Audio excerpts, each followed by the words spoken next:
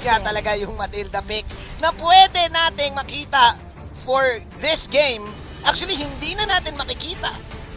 Dahil iba-ban this time yung Matilda, priority ban para sa side ng Exe, respeto. Meanwhile, yung Blacklist, same formula, Jawhead and Sitina. Gaya ng sabi kasi to ni Wolf kanina, if there were on the blue side, hindi yan ibaban na Execration. Since Blacklist ngayon ang nasa blue side, most likely kukunin nila yan kung na-open. So, in terms of banning dito, Execration, hindi pa rin naman nababago yung kanilang banning. Meanwhile, for Blacklist, yeah, for Blacklist, it's definitely Rafaela na isa sa mga heroes na pwede rin pause 4, pwede rin pause 5 pag ang Blacklist ang international naglaro. Does this mean na Lunox ang ipaprayo ng Execration? We might see it coming. Lalong-lalo na open yung Lunox, open yung Harith. At alam natin yung Execration ay isang hero na gumagamit nga ng Oh, instead! Popol Brody. this is the third time na meron tayong Brody Oo. dito sa Grand Finals ng MSC 2021. And I really like na yung emphasis ng dalawang teams dito is just going ham on the Yeah. early to mid game. Sabi nga nila bawat tournament or even a day may sariling meta na nabubuo. It kind of feels like dito sa ating Grand Finals, it is the Brody. Kasi kung iisipin mo, Wolf, all throughout the group stages, ang naging flavor of the whole tournament ng MSC natin is yung Diki. Oo. I mean, we've seen it countless of time, hindi lang dito sa atin sa mga team sa Pilipinas. Ayan na, meron na naman tayong Diki na hindi siya napasok sa banning. Yes. Pa rin. Oh, wow! Actually, Rob Luna, ito yung trio, parang trio main ingredient para sa UP na ginagawa ng Blacklist. Meron that's kang right. late game Harith na maganda rin ng sustain, protektahan mo ng Estes at ng Digi na hindi makakalapit yung mga kalaban mo sa kanya. It kind of makes me think na baka Lunox or Farsa ako din ng Execration dahil sa nangyari nga pickings ng Blacklist International. Kailangan din nila kasing sagutin itong hero to. At kailangan nila bigyan si Kelra ng hero na pwedeng makatalo doon sa hari sa lane. Or kung hindi man panalo ay mas lamang sa parang even trade-off lang. Instead, kukuha sila ng isang Benedetta. Ang sagot sa ube ng minsan ng Execration ay mang split push at ito yung hero na perfect para dun sa ganong role. Definitely a Renzo hero itong Yep. Benedetta na Yep. to. So, nandito pa rin tayo sa part ng Execration na gusto nilang maging dominant. Yeah. At least for the mid game, Yeah. get the early turtles from them side. Pero for Blacklist International, whenever they have itong ganitong klase ng pick, itong Digi na to, and ito nararamdaman ko na to na babantayan lang nito si Oheb all throughout the map, and makakakita tayo dito ng mga early, kung hindi ibaba ng Execration ang Bruno dito, that is the closest na nakikita ko na pwedeng i-pick ng Blacklist. Totoo. Kasi yun na lang yung pwedeng lumapit eh. I mean, sa damage output ni Wise, nawala yung Aldous, nawala din yung Paquito ni Edward. So handa pa rin ang Exe sa paparating Blacklist International. Makakita pa tayo ng bago ngayon. I think yung Claude pwede sa Execration kung pinipig lang. Although back-to-back games binaba ng Blacklist yung Claude. Ayaw nila mo Claude. So other heroes na pwedeng bago natin makita sa Blacklist International might be yung mga tipong Sicilian. Although meron na kasing may Venus at may Eson heroes na hero na mataas ang AoE damage and at the same time ay mabilis din yung tempo. So wala akong naisip na ganong ibang hero but nevertheless, ito yung mga potentially na makita natin mula sa Blacklist International. Yeah. That being said, baka bumalik lang sa isang YSO. Yun binan yung Farsa. Okay. So, magko-Claude ba ang Execration in this pick? Oh my, ang crucial nitong fourth pick na to kasi dito magre-react ang Blacklist International. Nakikita nila na itong Benedetta ay pwedeng nasa side lane. Okay. Angela? Wow. Angela Benedetta, Brody, mukhang split ang plano ng Split nga Exe. talaga. Split talaga. Dahil syempre magsasama-sama muli ang Blacklist International 4-1. Another classic Ube strategy. And look at the faces ngayon ng Blacklist. Okay, yung Barats ay makukuha natin, but it's going to be Granger. the Granger danger for Wise. I think you go Claude now kung ikaw ang Execration. ang gagawin nila ay hahayaan nila makapag-farm si Brody dito sa may mid. Oh, Esmeralda instead. Okay. Ah. This is a different draft mula talaga. sa side ng Exe. Nakakatakot kung isipin ng Esmeralda at Angela. Oh. Ito ba yung sagot nila sa Harit? Kasi Yes. all throughout MLBB Esports, kapag may nakikita tayong Harit, tinatapatan ng Esme. Yep. Well, depende sa items kung sino man nanalo, pero nakaw ang shields Yep. dito ng isang Harit. So still, this is a vintage Blacklist lineup. At iba yung timpla ng Exe dito. Any thoughts, Rob? Well, potentially sa nakikita ko sa hero or rather sa team composition dito ng Blacklist International.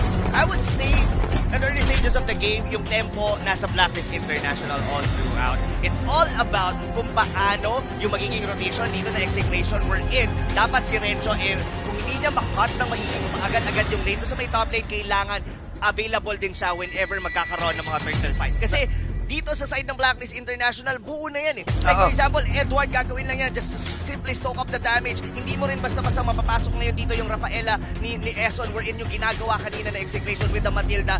And it just goes to show na medyo scaling dito in a sense yung mga heroes dito ng execution. Meanwhile, for Blacklist International, it's gonna be only Oheb. Yeah. Pero aabot yan sa time, like around 7-8 minute mark na magiging available na agad yan si Oheb. Protect Oheb at all costs. Yung mission ng Blacklist International na tatapat sa Esmeralda sa top lane. Habang si Renjo ay lalaban dito sa isang Barrats na napakakunat ng lineup ng Blacklist. Palakasan mag-poke, palakasan mag-sustain at mukhang nanalo so far. Execration. Lugi sa aso eh. Lugi sa aso. Sa, Parang sa Popolin Kupa na to. 4v3 sa gitna agad-agad with the Popalin Kupa. Pero yeah, I agree. I mean, in terms of sa mga poke potential, execution, talagang malalamangan nila dito sa early stages. And look at Shakno. Binapantayan niya kaagad dito yung purple buff kung yun man yung uunahin ni Wise. Pantay sarado din. Si ito, Max.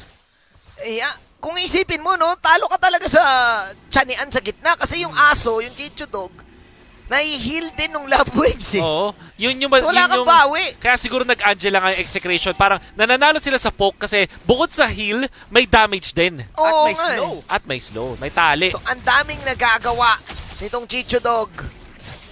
Nitong Popol in Kupa na to. Napaka-crucial ng Angela Pick coming out from execration. Yung tempo na nilalaro din ng execration sa may mid lane, hinayaan sila na magkaroon ng totoong 1v1 dun sa may top lane, dun sa may gold lane. Oo, labanan ng dalawang super rookies. Oo. Oheb At- and Kelra. Medyo lalamang yung Esmeralda sa first few minutes kasi meron siyang avarice. Yeah. At hindi naman ganun kalayo yung range ng isang Harith. Kailangan nga lang din mag-ingat ni Kelra kasi pwede siya ma-outlane ni Oheb na naka-magic shoes na. Pero umaabante ang Exe dito ha. Kumbaga sa chess. May ulti na yung skill eh. Oo, kumbaga sa chess lamang sila sa pag-control nung buong chessboard. Nakaangat yung mga pyesa nila. Not only that, medyo na-delay dito ng konti si Wise into getting his purple buff. Don't Shakno! Ooh! Siya ang magiging first blood dito. Pero look at the map ngayon, Manjin. Yung turtle, sinisecure na ng execution. Eson taking that first blood. Oh. Pero ang mauuna, of course! Aragoy! Ang mauuna sa turtle ay Exe, pero Aragoy talaga! Kagat! Mula kay Edward and combo mula kay Venus. Literal, sumabog sila doon sa mga bomba ni Oh My Venus. Saktong-sakto yung pagluwa ni Edward. Naguntugan yung dalawang members ng execration. Nagsalo pa sila doon mismo sa bomba ni Oh My Venus. Sabi ni Oh My Venus, hindi lang naman kasi ako humahalo kay OUB, bumobomba din ako. Kakaiba yung ginawa ni Edward. Actually, no execration kasi hindi naman nila kailangang patay pa si Edward. Ang kita na nung move nila. I-comment ko na sana na may nanggulo kay Wise tas nakuha nila yung first turtle ng laban. Maganda na sana para sa execration. Yun nga lang, si Renjo pati si Kel VJ parang masyadong nanggigil. At binigyan nila si Edward kaya nga naman napatay pa sila ni Oh My Venus doon. Actually, na no choice sila doon, Wolf. What happened was, Dinatonas welcome yung isang member ni execration and tinulungan ng isang member din. Nagkataon lang na naguntugan sila, sumabog sila, and lalo silang nalugi talaga dan. But for execration, 4-0 yung score natin, Manjin. Tempo-wise, Blacklist International sila yung nagsiset dito sa early stages of the game at wala pang napapatay ang execration. At may item na si Oheb. Calamity Reaper in the top lane. just to remind everyone, the main plan is for Protect 1. Yes. If you are Blacklist International, iligtas si Oheb kahit anong mangyari. At all costs. At all costs! Dahil okay, mapapagamit. Look at that, mapapagamit ng Purify si Kelra. Nag-call si The Queen ang back. Meanwhile, yung Exe nawala bigla yung mapa dahil doon sa nangyaring attempt sa Turtle. Kung ikaw ang Exe, paano mo maibabalik yon? Kasi may farm na this time ang Blacklist International. Pwede nila gawin ay mag-split kasi parang ito yung awkward spot dun sa execution na ano ba talaga yung kanilang composition, panglaban ba o pang split push. But knowing their playstyle, mukhang ganun tatry nilang i-macroeconomics itong laban. At ginagawa lang ni Edward yung magandang ma-place na pag-split push sa bottom lane. Ito tinarget nila si Oheb, nabasa nila yung mission code, pero syempre mission complete, buhay si Oheb dito as Execration will fail doon sa attempt. Kalahati ang buhay ng Turtle. Edward is here for the backup. Chaknu running low. KLBJ coming in with Abyssal Strike. This time si Venus ang matutumba. Tuloy pa rin ang laban. Kagat mula kay Edward. Si KLBJ ang inert-ngert. Max bite mula sa Dinosaur. Takbo si Renjo with the slice and dice. Renjo, meron bang eye for an eye? Wala na. Oheb is still alive. Sobrang obvious na ang nakalamang doon is gonna be Blacklist International. Execration, subukan nilang gawin doon is i-zone out ni Kelra kasama dito ni Eto Max with the Heart Guard. Kaso hindi pa ganon kakunat dito ang isang Esmeralda. Gagawin sana nila yon habang kinukuha ni KLBJ yung Turtle. Na-secure naman na Execration doon yung Turtle with the help of Renjo. Kaso sa kills, it's all about Blacklist International. Inisa-isa silang patayin. And kung nung game number 2 ay nag-overload ang damage yung Execration, this time yung Blacklist International naman ang gumawa nun, tinry nilang tangkihin with Kelra. Kaso kulang pa yung item si Kelra. At wala rin siyang ganun kataas sa damage. Si Oheb, kailangan i-take note, ay meron siyang mga true damage outputs coming out from the items. Kaya naman kahit may shielding yung Esmeralda, natunaw pa rin nila. Tunawi and staying alive. Ang kinakanta ni Oheb, 204. Ayun na naman. At eto mukhang online na. Hinila-hila dulce si Kelra. Naku po, napalapit si Kelra. And another failed attempt from Exe. This time ang exchange nila ay tower. Pero dalawa ang nawala. Blacklist International dominating this top lane right now. Grabe yung Frodo dash na yon. Wala na, naipit na doon yung dalawang members ng Execration. It could have been better kung napatay nila at least doon yung Harit ngayon. Sobrang snowballed na ngayon ng Blacklist International. Look at the items. Oheb dito, dalawang core item with the Calamity Reaper, Holy Crystal, Feather Heaven na lang, Wolf. Sobrang sakit na ng Harit na to. It's gonna be very difficult para sa Execration na dumepensa. Kasi ang gusto nilang gawin ay magulatin yung Blacklist International, pero yung Blacklist International pag overtime na rin talaga. Kabisado nila. Pero ang ganda pang bugaw nito ng Execration. Ginagamit yung Chicho do! May onting pick-off. Basta side ng Exe, hindi pa rin nagbabackdown ng Exe even though alam nating masakit na ang damage yung Oheb. Napakagandang ultimate mula kay Wise pero hindi niya malalasit yung Turtle. Execration will now disengage. Edward zoning out heroes sa side ng Exe. Buhay pa rin ang Torres sa gitna. Even though Blacklist ang nakakontrol ng top lane, Execration, buhay pa din naman sa laban. Nagkaroon ng konting bawi doon yung Execration and I like Renjo na in-anticipate niya na hindi pa rin nagte-teleport doon si Oh My Venus sa ilalim ng damon na security nila yung Turtle pero look at that! Oh My Venus once again! Slam dunk mula kay Kelra. Syempre habang nasa likod si Renjo, hindi lang din naman ako sumusuntok. Kaya ko rin namang humiwa. Renjo with the flank habang si Edward napakakuna talaga ng Dinosaur pero eto na! You can't see me! Sabi ni Oheb pero na-out-sustain ni KLBJ! Nice assist mula kay Eto Max and with that Execration na ibawi yung kalamangan kanina ng Blacklist International. The Renz Show! Pwede siya yung maging likod ranger Parang kung this time wala siyang panutok pero ginamit niya yung Benedetta para pumunta doon sa may backlines. Ang ginawa ng Execration, tiniis nila yung mid lane. Parang tiniis nila na doon si Barats at may heal din naman sila coming out from their own set of sustain dahil doon sa Angela. Tapos tiniming nila yung pagdating ni Renzo at napunish nila. Nung pagdating ni Oheb, sabi nila, uy, nag-summon force. Yeah. Layo tayo ng kaunti. Tapos nung may ulti na si Angela, doon na sila lumaban. Execration, yung mga timings, mga micro timings na ganito. napakagaling nila mag-punish. May common denominator yung dalawang team fight na nangyari before the actual pause. Oo. Oh My Venus, pareha siyang na-pick up before pa magsimurla yung mismong team fight. So, doon na-pick up siya ni Renzo, tapos naiwan din siya sa gitna. Regardless na nagamit niya yung kanyang Time's Journey, napatay siya Yes. agad-agad dito na execration. Akala ko maganda na din yung pasok ni Oheb yung sa flank pero naka-ready din yung Exe. Flanks after flanks ang nagaganap. At doon tumabla ang laban. Same gold right now, 24K. And this goes to show na kabisado ng Exe yung timings din ng Blacklist International. Hindi nila hinayaan na ma-dominate ng Ube Strat yung nangyayari sa game. May presence of mind ng execration na humanap ng mga butas dun sa composition ng Blacklist International. Mas solid yung frontlines, pero yung backlines so sila malulugi kasi si KelVJ na chain stun na nga. Chain stun, may bawi syempre ang Blacklist. Hindi pwedeng Ang sakit! ganun lang. Saluin mo ang mga bala ko. At ganon lang. The polish coming from Blacklist International. Naiwan, nag-audition yung mga members ng Execration. Inisa-isa na naman sila dito ng Blacklist International. Renzo was out of... actually, nandun siya sa may bottom lane, nagka-cut ng lanes and nowhere to be found doon sa teamfight na yon. Napaka-intense itong game number 3. Parehas duguan ang dalawang kupunan. Pero ang may kalamangan, lalo na sa pag-take nitong Lord, ay walang iba kundi Blacklist International. Sumubok si Renzo kasama si Itomax. Makakuha sila ng kill. Itutuloy pa ba? Ito ng Exe. Ang call ni Chakno ay go. Ninangert-ngert. Ngumangert-ngert din ang aso. Kinakagat yung dinosaur. Pero yun yung tulong dito ng time journey. Siyempre ni Venus, hindi pa tapos. Dahil siyempre ako din. Yum, yum, yum, yum, yum, yum. Delicioso. Chakno will fall down. Out. Sustained. Sayang yung go ng Exe. Blacklist will take that fight.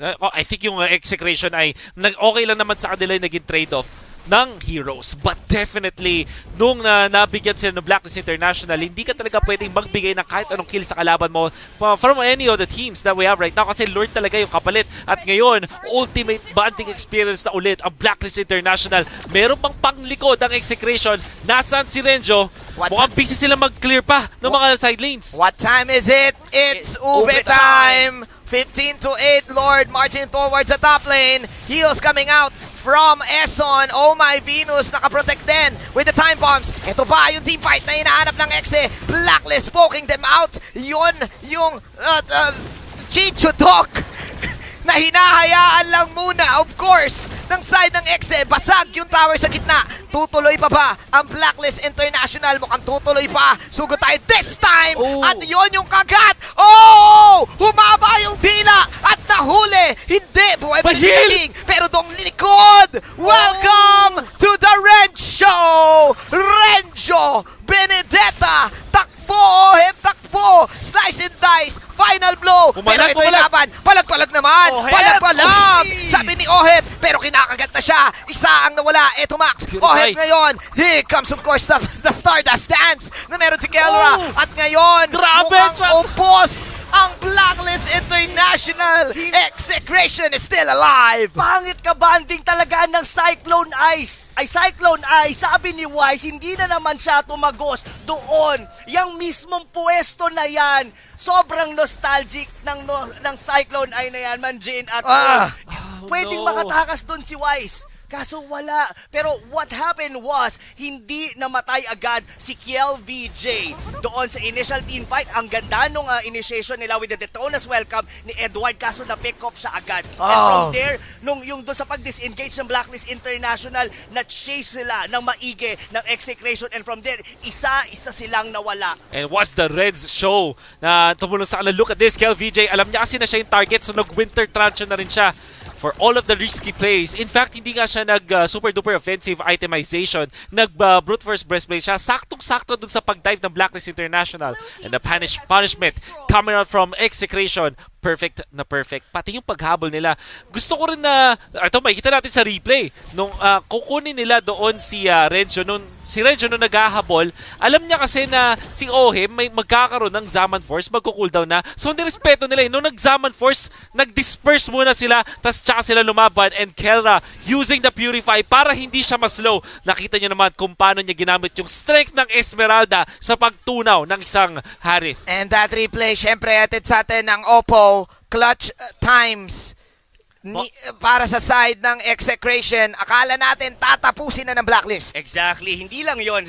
Yes, sabihin na natin Execration, nakakuha sila ng kill from that, yung sa pag-chase nila dito sa Blacklist International. Kaso ang problema for Execration, hindi nila yon na-convert into any objective on their advantage. Correct. Basag yung gitna nila, pero walang nawala sa Blacklist International. Ngayon, sila ang alanganin. Nandito ang backup, mahila si Chakno. Meanwhile, may split na ginagawa si Renjo sa top lane. Kelra, mapapatakbo. KLBJ coming in. Hindi enough yung kanyang Toy Apart Memory, pero Renjo! Kaya ba? In Kaya the top today! lane. Kaya talaga today! Renjo making the place. Blacklist International. Ang daming binuhos para mabuhay si Edward. And walang namatay sa Exe. Pero sabi ng Blacklist, teka lang, saglit, nakuha niyo yung top. Kami ngayon ang kukuha ng Lord. Flicker ni Chakto tsaka Purify ni Kelra yung nagamit nila doon for that risk. Let's see what Okay. happens here. Naka para sa Lord. Siyempre, makukuha walang iba. Wise Retribution. Meanwhile, Execration, mag-ahabol. May flank pa na gagawin si Renjo. Nakahanda this time ang Blacklist International. Respeto ang sinabi ng Blacklist. Nakuha natin yung Lord. Kailangan nating mag-relax. I like the discipline here from Blacklist International. Once no na-secure nila yung Lord, automatic lahat disengage. Hindi na rin nila dinepensahan yung top lane dahil medyo malayo pa naman yung minion wave. Though, na late ng bahagya si Renzo dun sa actual Lord team fight at medyo na-delay din yung Falling Star Moon ni Kelra. Ngayon, depensa na naman para sa Execration. Exe pa rin. Pumapabor ang win rate. Pero let's see, dahil sabi ng Blacklist, wala kami pakialam. Stats don't lie. Hindi nagmamatter sa amin. We're breaking codes. They're marching towards the mid. Ang bilis na wala ngayon ng Lord. But it's still Blacklist in control. They will now freeze the lane. At kailangan nilang respetuhin yung damage output. Ang daming wave clear ng Execration. Hindi pa ginamit yung Alecto final blow dun sa Clash na although baka mapag-push na ang Blacklist dun sa may bottom lane. Indeed, it will happen. Top lane naman ang susunod pero i-clear naman ni Kelra. Here we go. Blacklist.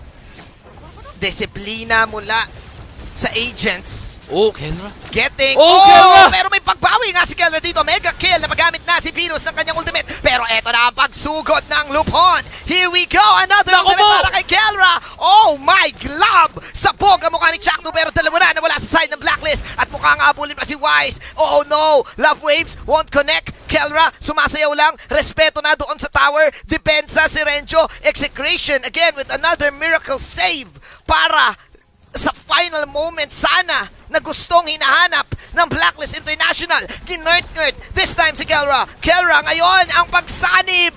Ang pagsanib ni Itomax. Pero ang kunat talaga ng dinosaur. Edward is a dinosaur na sobrang kunat talaga. No! Shut down! Edward pa rin. Ngert-ngert after ngert-ngert. The max fight is real. Pero sabi ni Renjo, dito na lang ako sa malambot. Oh, Pero my goodness! grabe. Ang kunat talaga. Meanwhile, si Renjo, eto na yung dinosaur. Takbo! May malaking dinosaur na nag-aabol! Mala Jurassic Park si Edward dito! Super slow! Renjo! Hindi tumama yung Holy Baptism! Nandito naman kami! Kung meron kayong dinosaur, meron kaming aso! Sabi dito ni Chaknu! Meanwhile, Edward, walang nakakapagpatumba sa napakalaking Edward na ito! Wow, gusto ko lang i-point out na sobrang dami ng outplays na nangyari doon sa teamfight na yun. May Winter Transion pa para dito sa side ng Execration pero hindi natin maikakaila na walang nakuha yung Execration na objective from that point. At parang bumalik lang tayo into square one na nagbabasag muli ang mga members dito ng Blacklist International. Dumating tayo sa point na si Edward is a dinosaur na hindi na nila kayang patayin. Kahit nga meron silang Esmeralda at Brody, Itong dalawang heroes na to, maganda sila sa mga heroes na malalambot din. And Esmeralda, sabi mo may mga shields, pero hindi kasi shields ang puhunan. Kaya nagiging makunat ang isang Brody. Nandun siya sa resilience niya, sa status resilience niya, at pati na rin dun sa yung kanyang magic defense na nakita nga natin. Ngayon ay napakakunat na with the Sky Guardian helmet, Cursed helmet, pati na rin itong Oracle, at pati syempre yung Brute Force breastplate. Hindi na pwedeng i-focus ng execration si Edward. At this point, ang way lang nila para mapatay si Edward pag mag-isa siya at patay yung ibang members ng Blacklist. So that means execration. Every time na maghahabol sila ng hero na hindi nila sure na kayang patayin, mapapunish sila ni Edward, at yun na nga yung nangyari doon. Mr. Dino Thunder para sa game number 3, 18-16. Ang daming moments ng Exe ng comeback. Patama ka, Wolf. Paano mo ngayon papatumbahin ang napakakunat na barats? Napakatigas na barats ni Edward. Kita mo na kahit yung Esmeralda ay kulang yung damage. Like I said, wala kasing shields. It's gonna be important sa execution na mag-split. Kaso nga lang ang problema, naturally magpupush yung Blacklist lanes dahil may lamang sila sa mga tore. Ito na ang pagsugod ni Edward. Missiles coming in. Zoom out ang camera. Uy! Renjo and Kelra na doon sa gilid. Bakit Uy! nga na ba natin uunahin? Pero may burst damage yung bumula syempre kay Wise. Pero ayun yung makakakill. Si Kelra. Renjo now chasing Eson. Yun yung unang dash. Meanwhile, Edward is in the middle of everything. Pero lamang si Kelra. At ngayon namatay ang dinosaur. Yung itlog. Yung natira. Execration! Bakit nga naman natin uunahin yung makunat? Pwede naman yung malalambot dun sa likod. Pinasok nila agad-agad doon si Wise. And to think of it, kahit sabihin na natin na unahin nila doon si Edward, hindi enough yung 5 kamote na. yung big guy doon ni Edward, and it Oh is no! wipe out ang Blacklist. 5 kamote! Execration making a comeback sa isang madugong laban para sa Game 3. Doon yung mga moments na sana doon nag-slow mo eh. Kasi gusto ko explain kung gaano kaganda yung Esme Kelra na Exactly. moves na gumawa doon sa back